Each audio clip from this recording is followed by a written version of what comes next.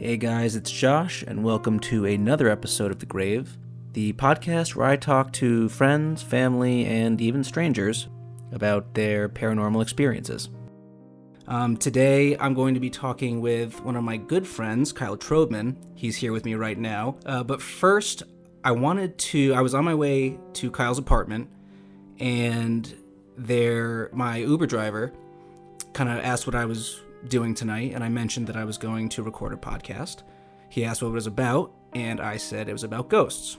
And I find that a lot of people are hesitant to talk about their ghost stories simply because people, either may not believe them or they think they're, weird for seeing what they saw or hearing what they heard. But he heard the word ghosts and automatically asked if he could tell me one of his stories.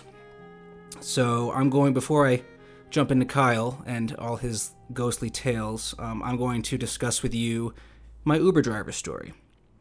He has asked to remain anonymous, so I didn't get his name, but he is from Pakistan and he is currently 21. This happened when he was about 11 or 12. And his parents, first let me give you a little backstory of the location where he lived. There was a point in time, I apologize for any historical inaccuracies here, but there was a point in time where Pakistan and India were separating. And in this area where this old house was, it was a family house that was passed down through generations. So it was like his mom's house. And there was a time where in this area there was a lot of black magic going on, like a lot of dark sorcery, I guess, is how he described it. And apparently when this conflict was happening, when India and Pakistan were splitting, there was a lot of bloodshed. So there was a lot of fighting going on and a lot of people died. And this house was apparently built on one of those kind of battle zones where several people, including some of these black sorcerers or black magicians, lived.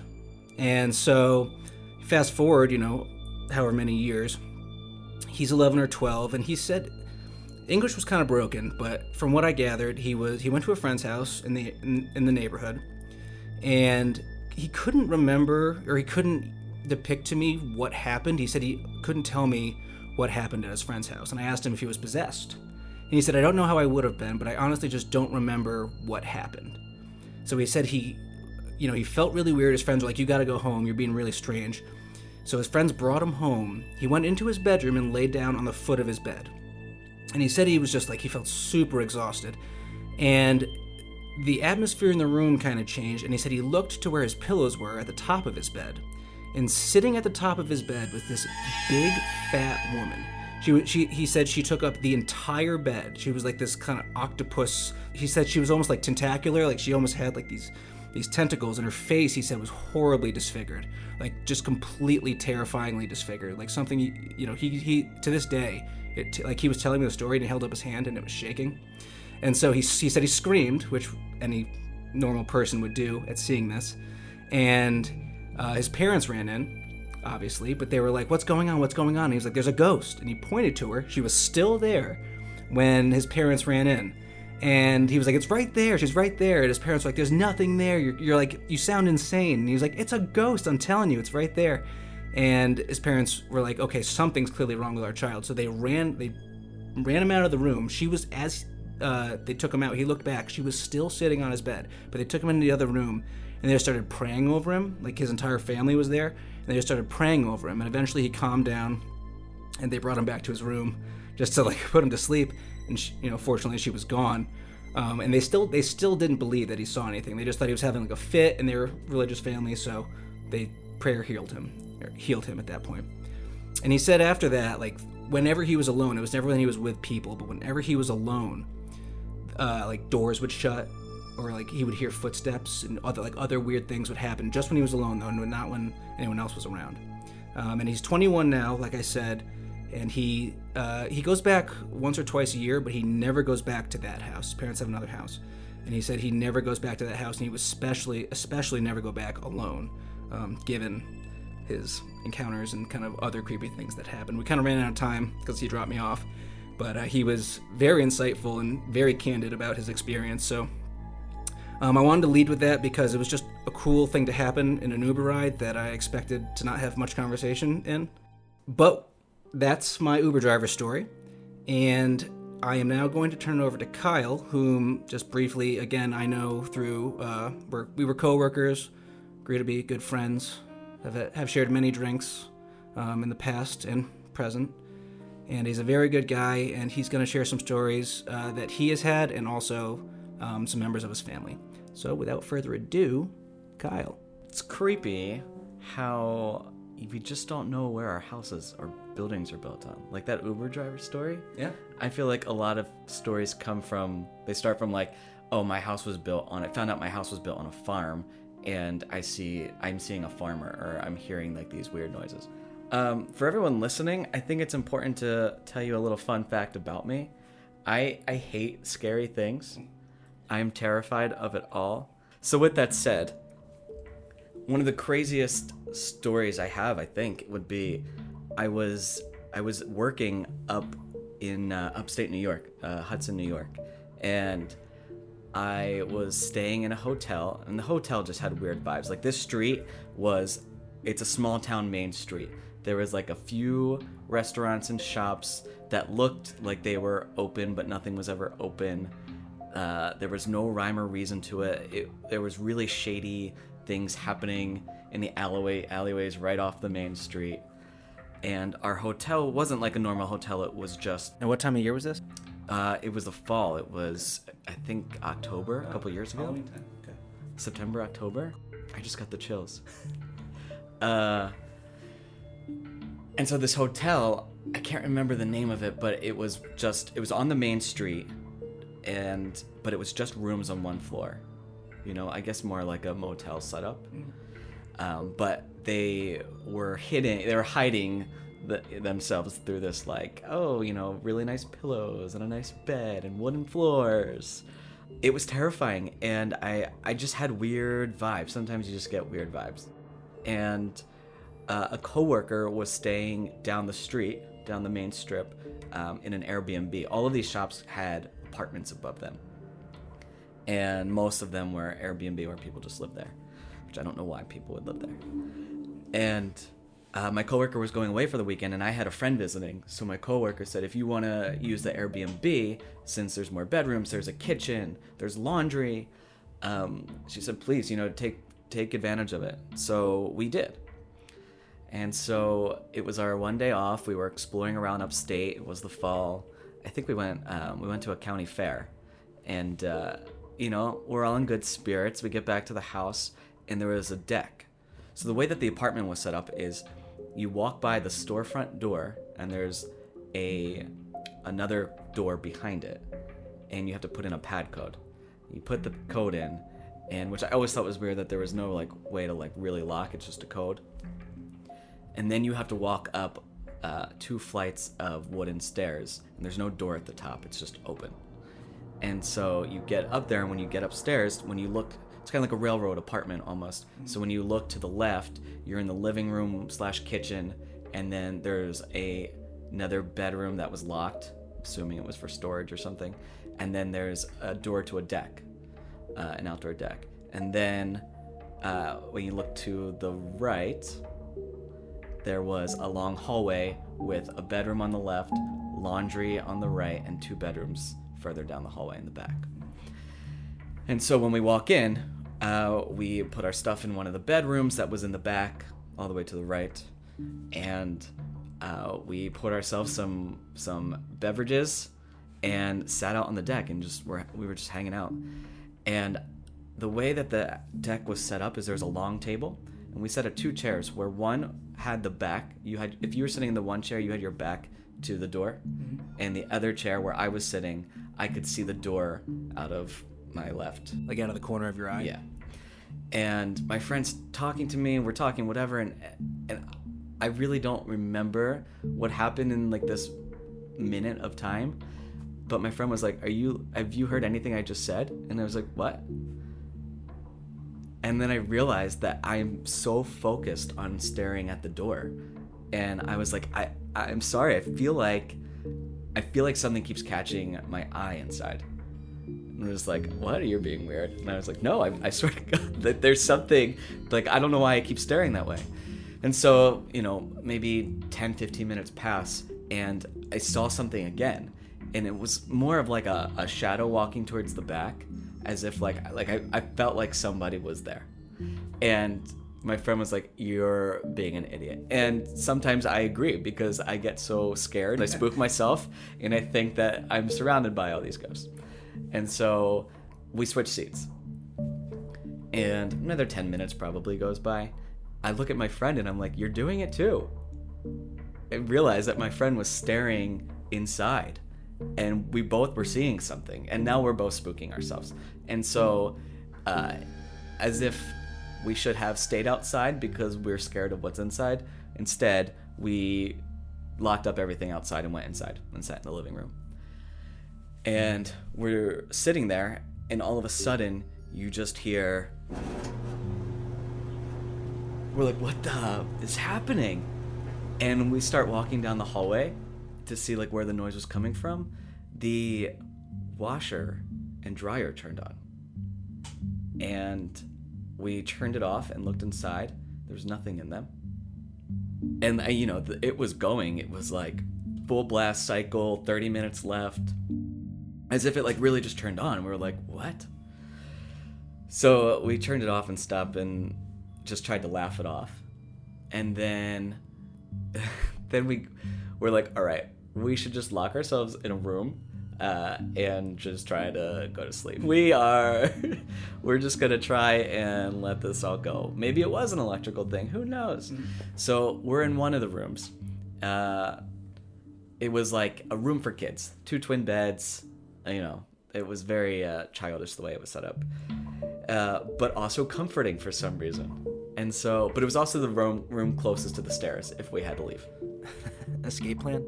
Escape plan, of course. I'm always thinking 10 steps ahead. And we turn the lights off. We're just laying there. We're getting ready to go to sleep. I remember I was tired, and I started to like let everything go and fade into sleep. Just as that was happening, our door swung open. And of course we're like, "Did you close the door? Did you close it?" "Yeah, I closed the door." We're like, "Wait, I definitely closed the door, but maybe I didn't." But the way that it swung open... Was it like a slow swing? Or... No, it's if someone pushed it, like...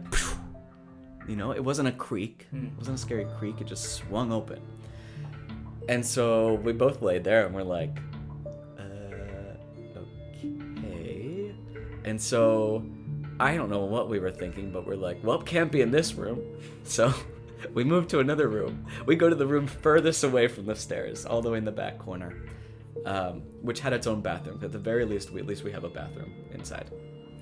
God bless. God bless, right? And then we're laying in there and falling asleep, and we fell asleep, and it must have been, I don't know, 3 or 4 in the morning when it happened again. All of a sudden, we both kind of jump up, like the board game Don't Wake Daddy when you wake him, to a door swinging open again. And we were so taken back and nervous, I literally hid under the covers and let myself just like shake until I fell asleep. And woke up in the morning, and we packed our bags and we ran out of there. I told my coworker about all of this. I was like, I had to gauge the situation first, right? Like, maybe I'm crazy, maybe I'm not. Sure. And so I was like, she asked how our stay was at the Airbnb. I was like, "Oh, it was great. It was great. I had a good time." It's like, but there was one thing. I think it might be haunted. And her eyes got wide, and she looked at me, and she was like, "Oh my God, I get the same vibe too." She's like, "I've been asking another coworker to stay because I couldn't be here by myself." Did she ever have any experiences? I didn't get, and maybe I did. I honestly don't remember what the stories were, but I remember having an exchange of like, and like that moment of like, "Oh my God, it wasn't just me that felt that here." After that happened, I think I still had 2 weeks left up there. But that's another thing about Hudson and any place upstate, or when you're in the country, like there's there's a similar vibe where you don't know what this land was before or what was built on it. So it's interesting that it's all connecting back to the similar thing that the Uber driver had. So I'm from the suburbs of Pennsylvania, and growing up, I had numerous, that's being nice, sleepovers in my basement. Sometimes it'd be one person, sometimes a few people, and there'd always be weird moments of like, did the door open? And sometimes my dad was coming down or mom was coming down to say hi or whatever it was. And so I didn't really ever think about that. Sometimes people would wake up in the middle of the night and think that they heard something or whatever, and we're like, oh, we're all in a basement. And one time I said something to my brother, one of my brothers, and I was laughing about, me and my friend thought the door opened, and the basement door opened, and we were so scared, and we waited for a minute to see if someone was going to walk downstairs, and then nothing ever happened. And then we went upstairs, and the door was wide open. And so we quickly went up and closed it, ran back downstairs, and then it happened again. And that time I went upstairs to see if my parents were sleeping. Like, are they pulling a joke on us or something? And they weren't. And so, as much as I wish they were. And so we ran back into the basement, closed the door, and just hid there with the lights on and slept with the lights on. And I was telling my brother that once, and he goes, oh, the cowboy. And I was like, what? He was like, yeah, the cowboy. And I was like, what are you talking about? He's like, oh yeah, when my friends and I used to sleep in the basement, we'd always see a cowboy in the crawl space. Where our crawl space is, there's a door that leads in, so it's a storage room, and then you can take stairs up to the crawl space. So it's a little bit more finished than a normal crawl space. Right. But I don't know if they saw him in the crawl space or if it was in like the storage room area. Like standing by the crawl space? Yeah. Did he describe what he looked like? No. He just said it was like an outline of a cowboy. So I imagine, like a silhouette? Like a silhouette with the hat. But what I have experienced in my basement was also in high school. I had 3 friends over, and we're hanging out. We're like, what can we do? Like, let's play a game. We have a whole game closet. So we opened it, and there's a Ouija board. And we're like, let's do the Ouija board. And we're like, but if we're going to do the Ouija board, we're going to do it right. So we go get candles from upstairs. We bring them downstairs. We set them up, light them around. I think we might have had 3 candles. We had 2 on the floor and 1 on a computer desk that we were sitting next to, so it was a little higher up. Sure. And we turned the lights off.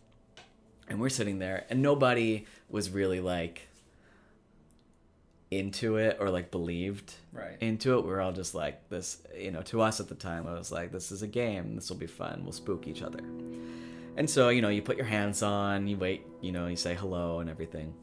And we start asking questions, and it starts moving. We're like, no, you moved it. No, you moved it. It's like, I'm not even touching it. And at one point, we asked our friend, we said, all right, take your hand off and ask a question that none of us know. And we were all pretty good friends, so it was like, really think outside of the box for this one. And she goes, what was my aunt's middle name? And we put our hands on, except for her. She's not touching it. And it moves first to the letter R, and then it moves back. And we're all like, ooh, R. And we look over at my friend, and she's white as a ghost. We're like, what?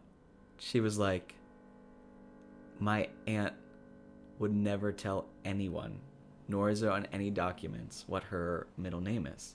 But she always said it began with an R. And so we all got the goosebumps. I got them right now. And we all sat there for a second, and we're like, should we stop? Or do we keep playing? And of course, my one friend goes, Spirit, can you give us a sign that you're with us? And immediately after that, we're all like looking at each other. All our faces are close and looking at each other. We're sitting around the board, so I know it wasn't anyone. All of a sudden, the candles go out. All 3, even the one that was above us on the computer desk. Needless to say, we all quickly say goodbye the proper way because we don't want to mess or disturb. Fold it up, put it in the box, put it back in the closet, turn the lights on, and slept with the lights on. Again, that seemed to be a recurring thing in high school. And to this day, I have nightmares of my basement. As if my friends and I weren't crazy enough for doing the Ouija board, a group of us, not all the same people, but a mix of us and some others, went to what is called Cry Baby Bridge. It's in New Jersey. And there's a few stories of what happened. If you want to dive into the craziness, you can look it up. But my memory serves that the story was that there was a mother who ended up for some reason throwing her baby over the bridge. Jesus. And the baby, you can see or hear the baby or the mom or something. I forget exactly what it was, but to get to the bridge, you get off of a main highway, and then maybe like 15 minutes, you slowly get more into like rural countryside. Is the bridge an active bridge? Yeah, you have to go through that bridge to get into like certain neighborhoods and things like that. But the way it is, there's like you're in the countryside, and all of a sudden there's a fork in the road, and you have to go one way, and the road gets narrower, and then it turns to this one-way bridge, which is Crybaby Bridge. And so we decided we were gonna go. And actually, I've driven there quite a few times with friends. We would just drive on the bridge, and be like, yeah, we gotta go home. But it's crazy. We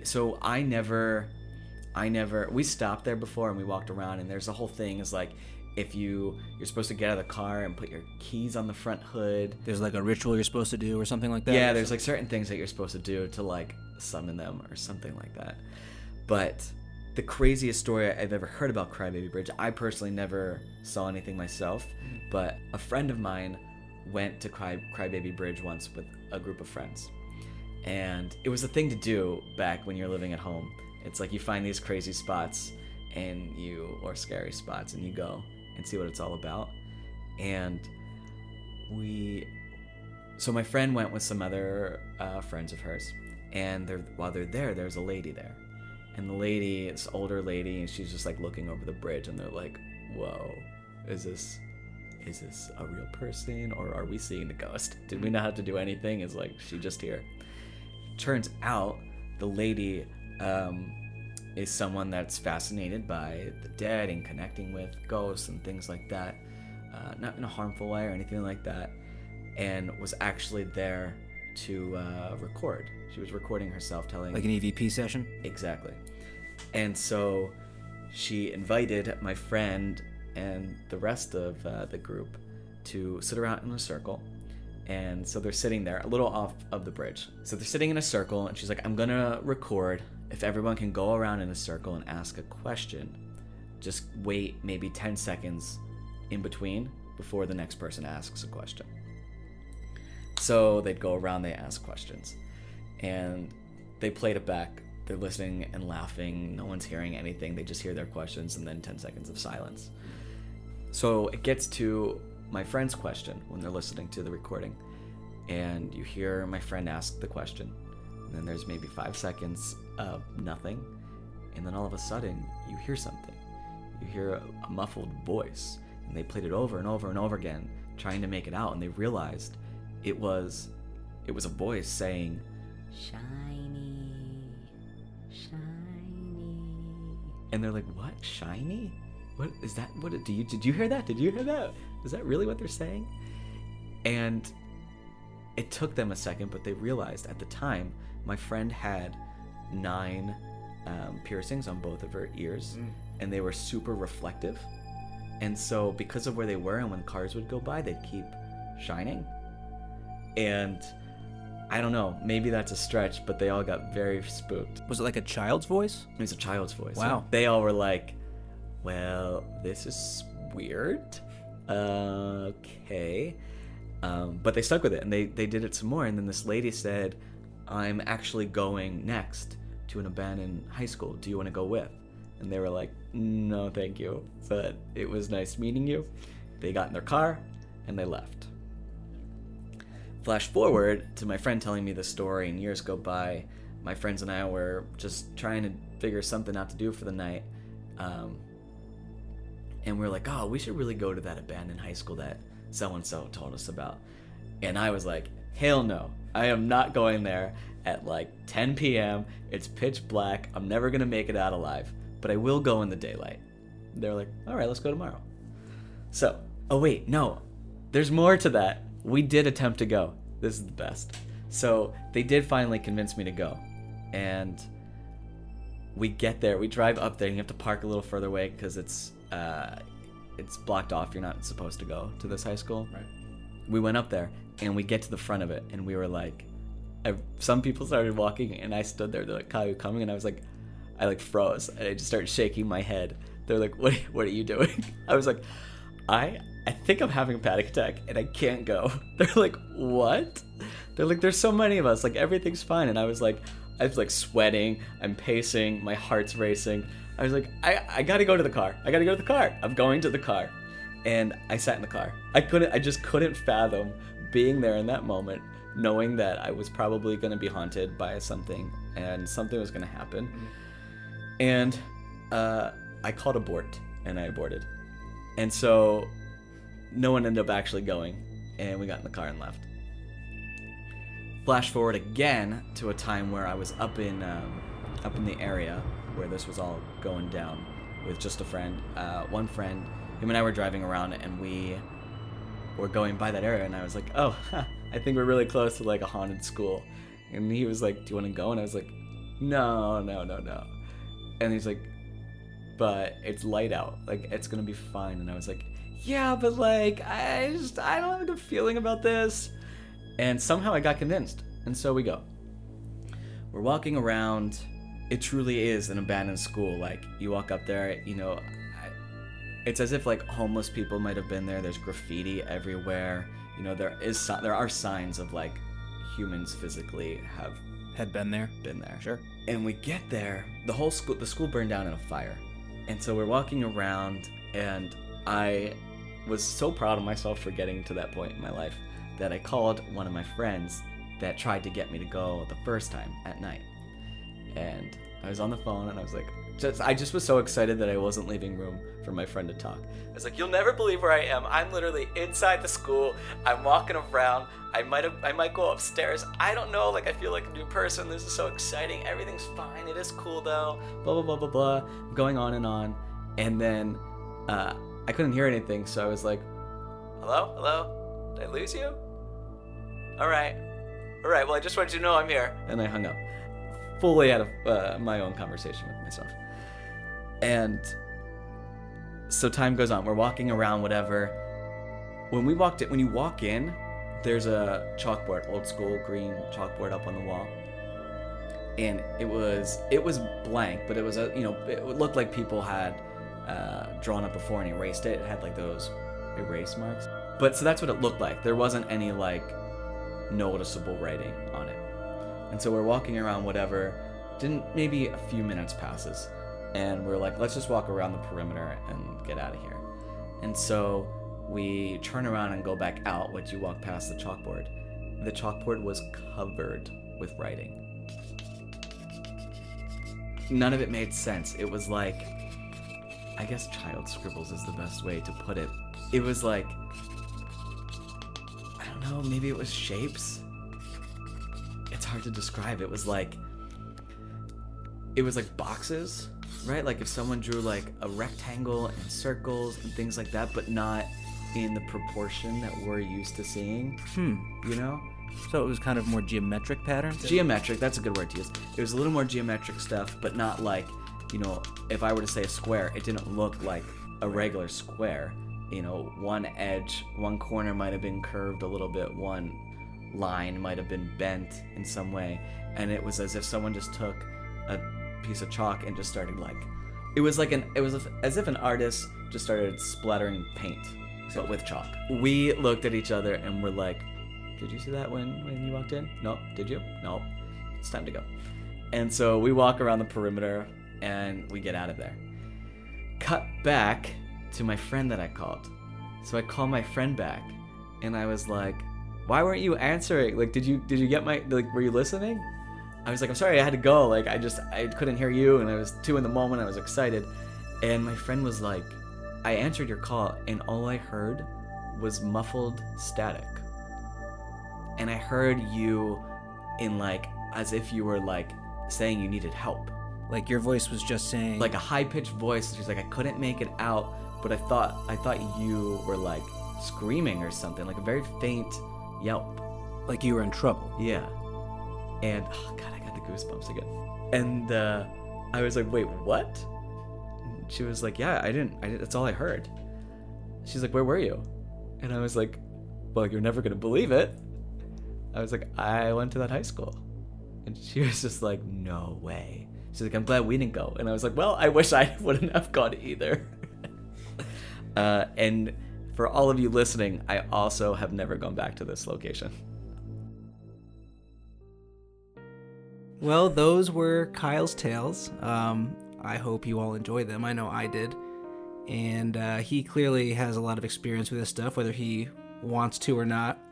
And also, Kyle and I at some point would really like to do kind of a haunted exploration type thing where we could detail, our experiences investigating, a haunted house or a haunted whatever, hotel, graveyard, whatever it may be. So I would stay tuned for that, because there's a good chance that in one of these follow-up episodes, we'll have Kyle back, of course, and we'll be discussing something spooky that happened to us in a scary location. All right, well, thank you for tuning in to another episode of The Grave. I'm your host, Josh King, and I hope to have you guys all back again for some more scary stories.